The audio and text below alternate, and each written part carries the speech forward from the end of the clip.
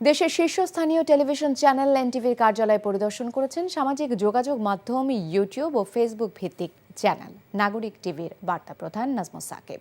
রাজধানীর কারওয়ান বাজারে এনটিভির প্রধান কার্যালয় পরিদর্শনে এসে তিনি বলেন, গণতন্ত্র প্রতিষ্ঠায় দেশ এক ধাপ এগিয়ে গেলেও এখনও গণতান্ত্রিক সরকার প্রতিষ্ঠার কাজ শেষ হয়নি।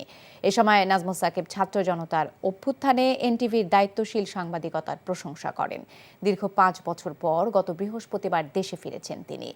আওয়ামী লীগ সরকারের বিতর্কিত নির্বাচন ও নেতাদের নানা দুর্নীতি নিয়ে প্রতিবেদন করার জন্য নাজমুস সাকিবের বিরুদ্ধে বহু মামলা হয়।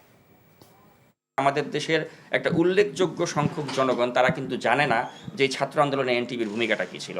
আমি মনে করি যে এনটিভির ভূমিকাটা সবচেয়ে বেশি ছিল, কারণ ওই আবু সাঈদের মৃত্যু এবং ওই ভিডিও যে ফুটেজ, ওটা আসলে আমি মনে করি যে একমাত্র এনটিভি কিন্তু সরাসরি দেখিয়েছে। আমাদের জায়গা থেকে আমাদের সারা জীবন এনটিভির প্রতি কৃতজ্ঞ থাকা উচিত যে এই চ্যানেলটির মাধ্যমে যেখানে ডিজিএফআই বা শেখ হাসিনার যারা বাহিনী তাদের অত্যন্ত প্রেশার সত্ত্বেও তারা কিন্তু এই ফুটেজটি কন্টিনিউয়াসলি চালিয়ে গিয়েছিল এবং তাদের প্ল্যাটফর্ম থেকে তারা সেগুলো সরিয়ে নেয়নি।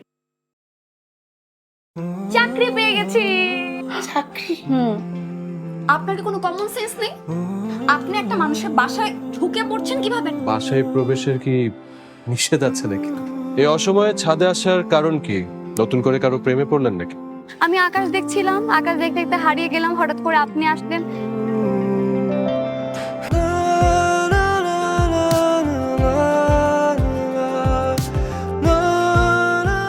তুমি এখানে কেন? আমার অনুমতি নিয়ে এখানে আসা উচিত ছিল তোমার। মা, এই ছবিটা কার? আমার ম্যাডাম এই ছবিটা দেখে প্রতিদিন কাঁদবে কেন মা? এই মেয়েটা কি সব কথা বলছে? মারিয়া, তোমার কি হয়েছে? আজ এত বছর পর কি শাস্তি দিব আপনাকে বলেন তো?